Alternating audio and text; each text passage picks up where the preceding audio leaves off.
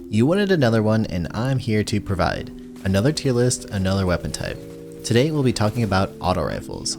Our candidates are all of the legendary and exotic auto rifles which are not currently sunset.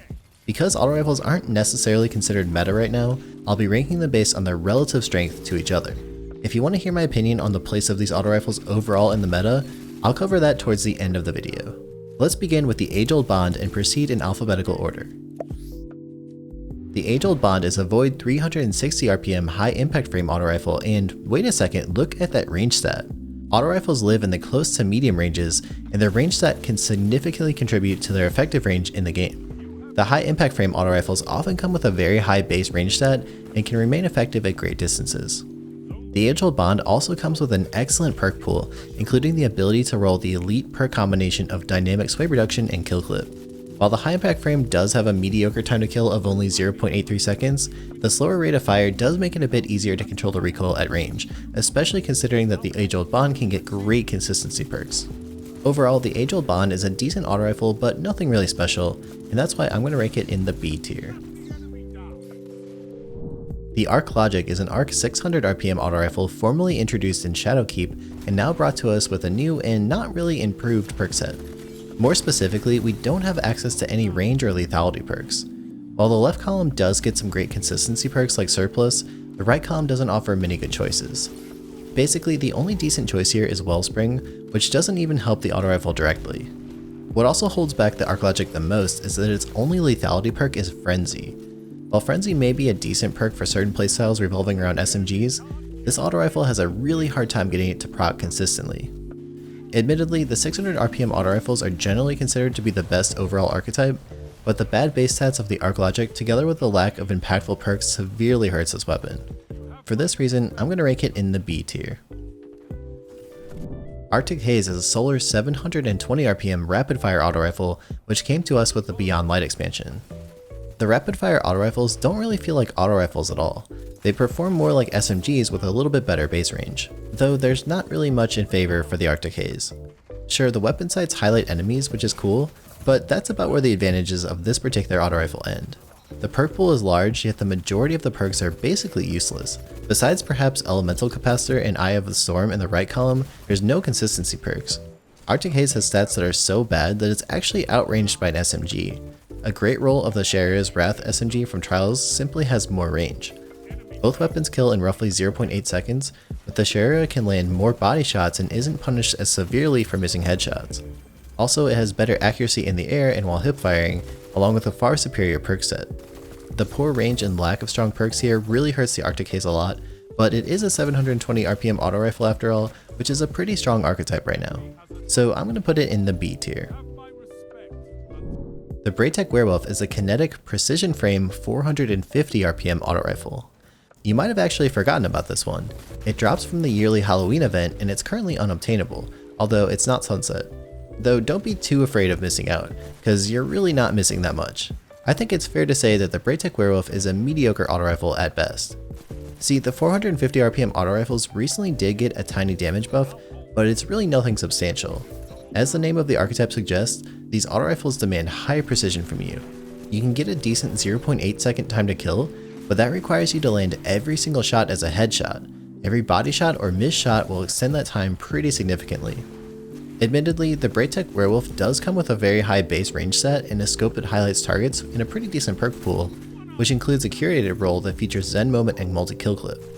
A fun fact here is that you can actually pull the curated version from collections if you ever acquired any version of this weapon. The random rolls also do feature some elite perk combinations like Tap the Trigger and Dynamic Sway Reduction. Unfortunately, in my opinion, this just isn't enough to have the BrayTech making any significant impact in the meta.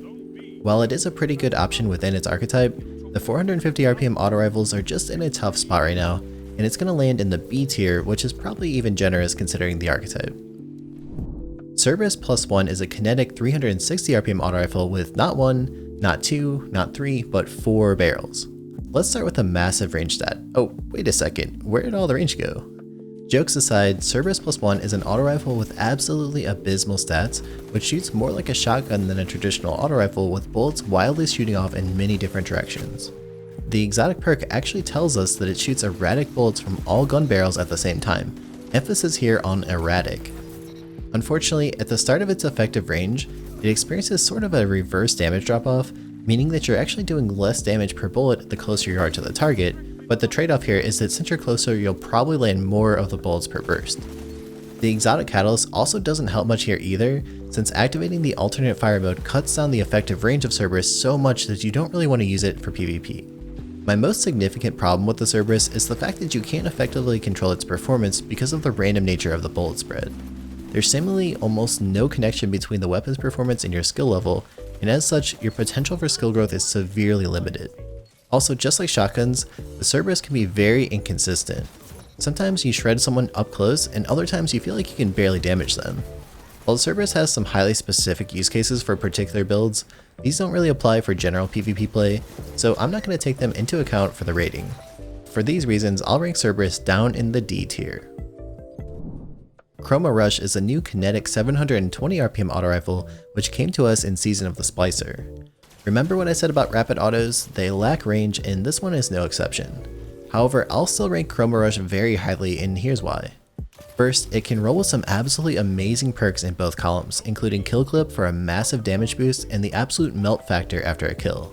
It also has nice consistency perks in the left column like moving target and dynamic sway reduction, and with a very high base stability stat, a strongly vertical recoil direction, along with a base aim assist stat of 80, the Chroma Rush really does feel like a laser beam. Perks like moving target along with a targeting mod on your helmet can raise the Chroma Rush's aim assist stat all the way up to 100. Being more consistent and dealing more damage means that you can still engage slightly outside of your optimal range while maintaining a decent time to kill and a good shot registration. Chroma Rush really does feel like an SMG, and it kind of fulfills the role of a machine gun pretty well. With Kill Clip, it becomes a menacing auto rifle, even giving hand cannons a run for their money, and it just feels fantastic to use in PvP. This is why I'm going to rank Chroma Rush in the S tier. False Promises is a 360 RPM auto rifle in the kinetic slot. Like its energy counterpart, the age-old Bond, False Promises has an absolutely crazy base range stat. The fact that this auto rifle can roll 100 range carries even more weight than in cases like the age-old Bond, since False Promises inherently comes with a medium zoom scope. In case you didn't know, the zoom stat of a weapon directly influences how strongly the range stat contributes to the overall effective range of a weapon. The False Promises really is the sniper rifle among all auto rifles. Still though, it doesn't give it enough of an edge over the age-old Bond. Unfortunately, the optimal range of the False Promises is just too strongly occupied by weapons that are better to peek shot with, like pulse rifles, scout rifles, and foremost the Dead Man's Tail, so the range advantage that you get from using an auto rifle like this one is just hard to capitalize on. Also, the lack of kill clip and the overall worse stats than something like the age-old Bond contributes to its ranking in the C tier. Unfortunately for high impact frames, their time to kill is too long and too difficult to achieve for me to rank the False Promises much higher. Gnawing Hunger is a Void 600 RPM adaptive auto rifle. A few seasons ago, the adaptive auto rifles were massively buffed, which resulted in them immediately becoming S tier. They used to be able to land a 0.7 second optimal time to kill, requiring just 8 headshots, and they were incredibly forgiving thanks to their decently high rate of fire. In previous seasons, the Gnawing Hunger was only obtainable via the Reckoning activity, which meant that it was pretty difficult to obtain, so many players weren't aware of the sheer power of this auto rifle until Season of Arrivals, when the Umbral Engrams could specifically be focused to farm for Gnawing Hunger. Since those days, 600 RPM auto rifles were justifiably nerfed, but they still maintain a decent 0.8 second time to kill for landing 8 headshots and 1 body shot. Thanks to their higher rate of fire along with the 720s, they're pretty forgiving should you miss a couple of shots. Gnawing Hunger comes with great stats, a very clean and crisp aesthetic, along with an absolutely fantastic perk pool. Most notably, you can get combinations like Tap the Trigger and Kill Clip which absolutely shred lobbies. To this day, the Gnawing Hunger is still a fantastic auto rifle, certainly a viable pick in the current meta. It's an awesome weapon, well deserving of a spot in the S tier. Hardlight is an exotic energy 600 RPM auto rifle. I would tell you which element it occupies, except I can't. Hardlight's exotic perk allows you to choose the flavor on demand. While this can be incredibly useful in PvE, in PvP it's borderline useless.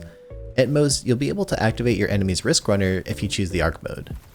The second part of Hardlight's intrinsic perk, however, can be very impactful. If you recall, the main problem that plagues most auto rifles is their poor performance in peak shot duels. Fortunately though, the Hardlight's exotic perk grants its bullets a slight increase to damage after they ricochet.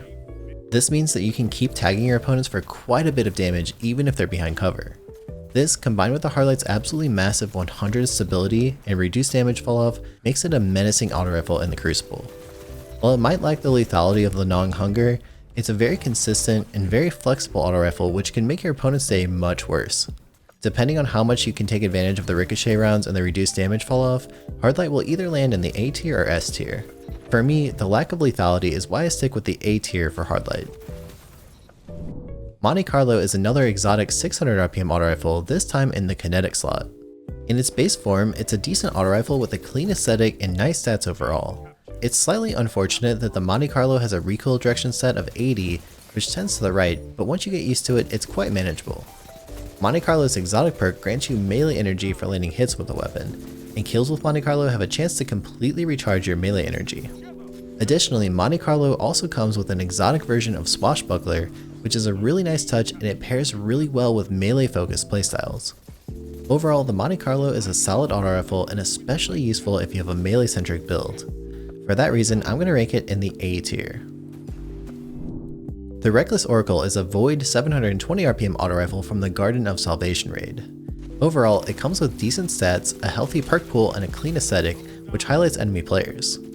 A quick reminder here, the 720 RPM autos behave a lot more like SMGs, and the Reckless Oracle does certainly resemble a submachine gun. Being void, it can also nicely synergize with the Nezarec Sin exotic for Warlocks. In its right column, the Reckless Oracle can roll the elite damage perk Kill Clip, although the left column unfortunately doesn't really have many good perks to offer.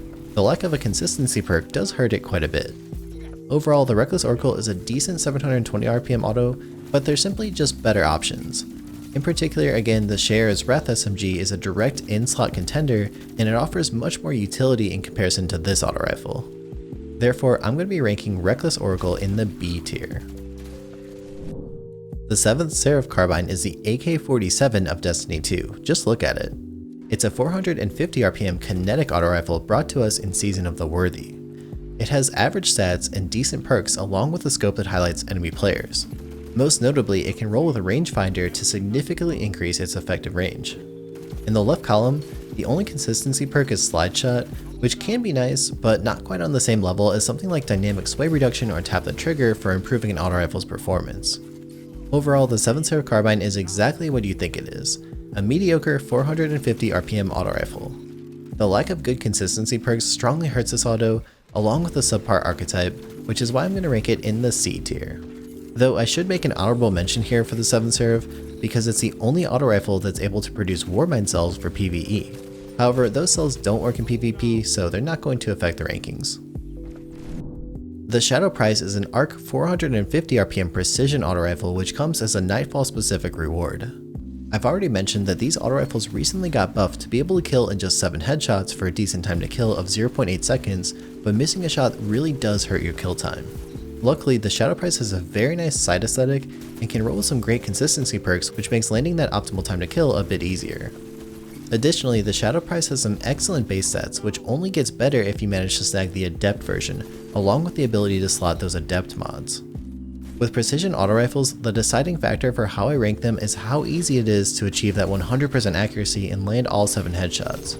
With the stats on the Shadow Prize being so high and thanks to the excellent side aesthetic, I'm going to rank Shadow Prize solidly in the B tier as arguably the best 450 RPM auto rifle in the game right now. It is a good auto rifle, but unfortunately it requires too high of a skill investment for a mediocre reward. The Suros Regime is a kinetic exotic auto rifle.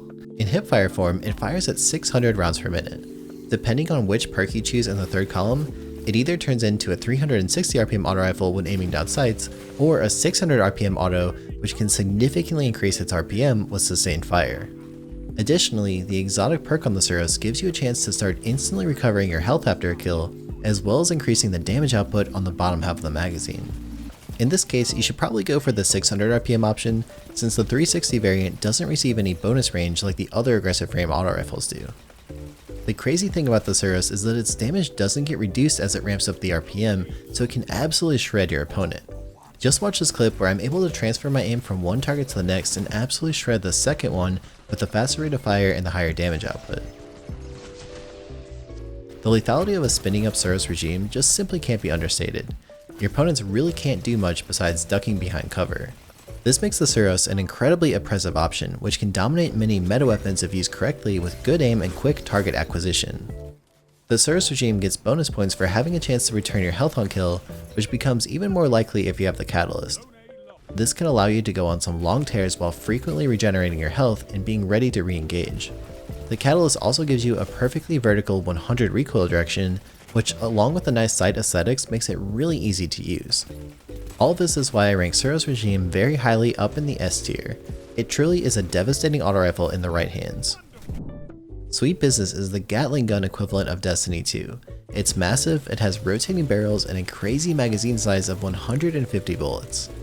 However, its stylish advantages don't really extend to its performance in the game.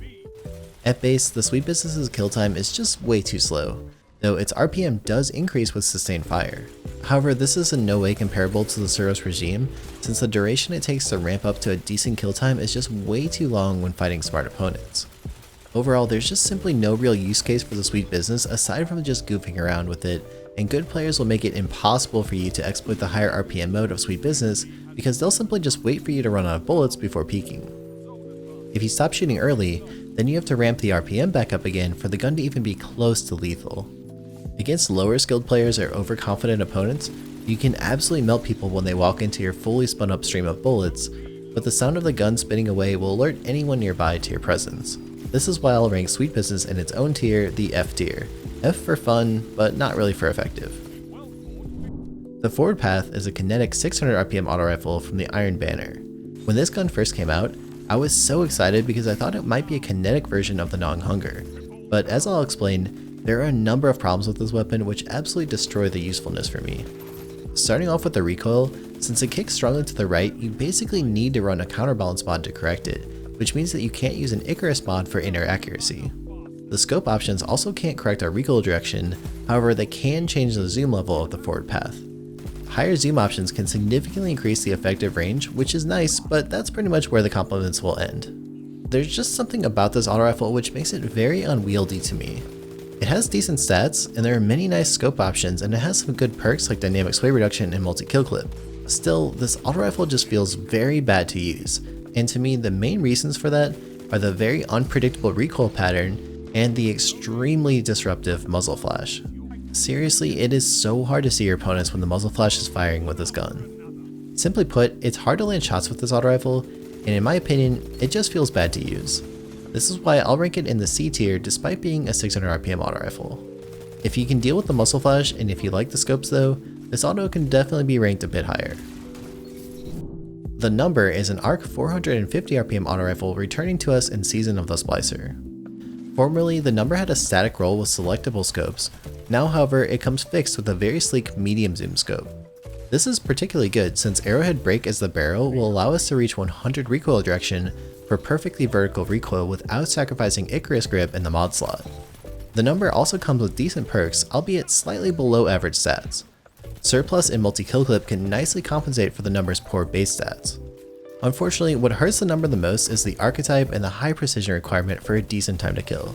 If you're into 450 RPM auto rifles, give the Number a try, but for me, I didn't really enjoy it, so I'm going to rank it in the C tier. The Summoner is a solar 600 RPM auto rifle brought to us back when Trials of Osiris launched in Season of the Worthy. Unfortunately, this auto rifle is unobtainable for now, so you're going to have to find one in your vault if you want to use it. The Summoner has excellent base stats, great perks, and a beautiful aesthetic. It occupies the best archetype and has access to rangefinder in the right column for a substantial range increase. And in the left column, you can get some wonderful consistency perks like dynamic sway reduction. While the Summoner isn't as lethal as the Gnawing Hunger, it is very consistent and highly effective even at extended ranges. The Summoner is a sleek, consistent, and satisfying auto rifle. It's fantastic for winning 1v1 duels, but unfortunately it also lacks the lethality of kill clip for 1vx situations. For this reason, I'm going to rank it in the A tier. Tigerspite is another 450 RPM auto rifle, this time from the Dreaming City loot pool. As with most other auto rifles from this archetype, the Tigerspite feels not great to use. It requires 100% headshots to achieve a reasonable time to kill, and the reticle is kind of odd, which makes it more difficult to do so. It was recently brought back into the game with arguably worse perks than it had back in Forsaken. In the left column, you can no longer get tap the trigger or dynamic sway reduction, and in the right column, you can get rangefinder now, but it no longer has access to kill clip unless you manage to get the curated roll, which may or may not even be in the game right now. I suppose we'll find out once Bungie fixes the drop rate for this gun, since it's been bugged as of the making of this video. Overall, Tigerspite is a lackluster auto rifle, which has basically been an automatic dismantle ever since Forsaken was around, and the reissued version doesn't seem to be bringing anything special to the table. I'm going to rank it down in the C tier, which is probably being generous. The last auto rifle on our list is the Tommy's Matchbook, a solar exotic 720 RPM auto rifle. It has overall decent stats and it features an astronomical mag size of 100 bullets. Its exotic perk activates from firing for about 1.5 seconds, and it burns the user while significantly increasing the damage output. The burn damage itself can't kill you, instead it will hold you at red bar health, and the catalyst will even give you increased health regeneration while you're burning. This is kind of counterintuitive, but basically it means that you regenerate your health up to the start of red bar health very fast. Also, if you hipfire Tommy, you'll burn slower. Conveniently, the Tommy's Matchbook secretly has perfect hipfire accuracy and very good hipfire in-air accuracy. This makes Tommy play more like a hybrid between a submachine gun and an auto rifle, while having perfect hipfire accuracy and an absolutely crazy mag size.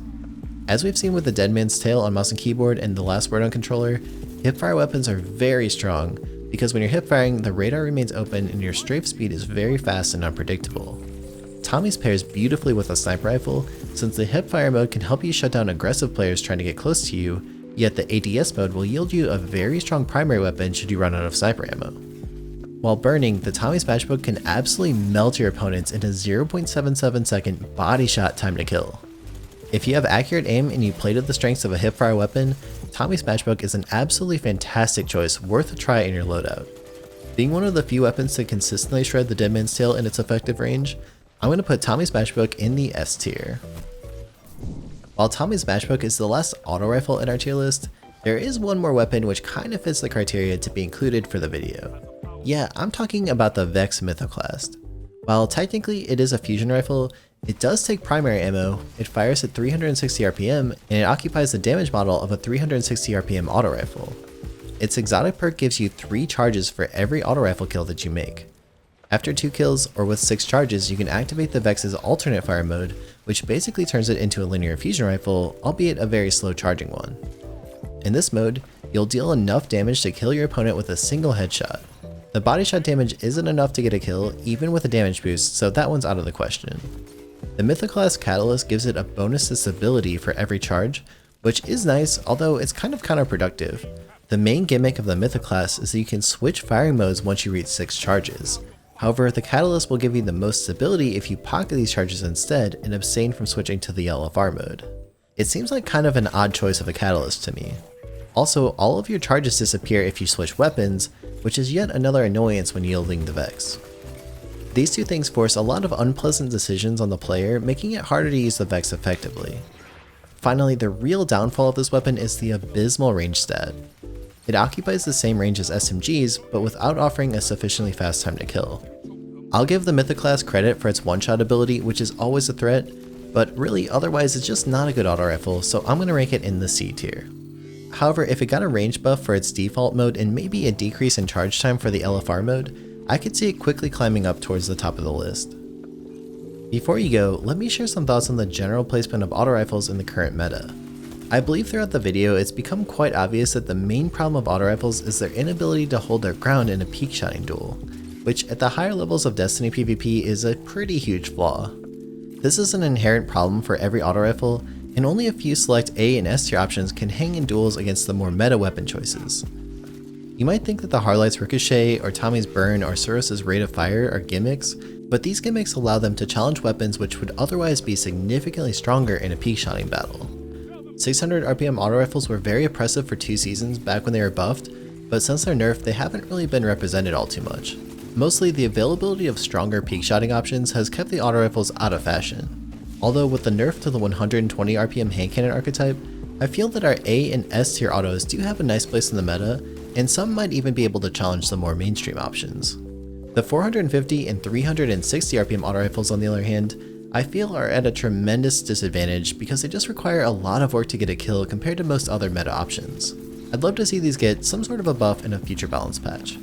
I would definitely recommend trying out some of the auto rifles from the top of the tier list. I think they're great and really fun to use, and I think you'll enjoy them. Be sure to subscribe so you don't miss the next tier list in the series. I haven't yet made up my mind on which weapon type I want to cover next, so write your preferences to me in the comments below. Also, if you have an Instagram or a TikTok account, give me a follow over at Pattycakes GG. Each week, I'm going to start following back one random person who follows me.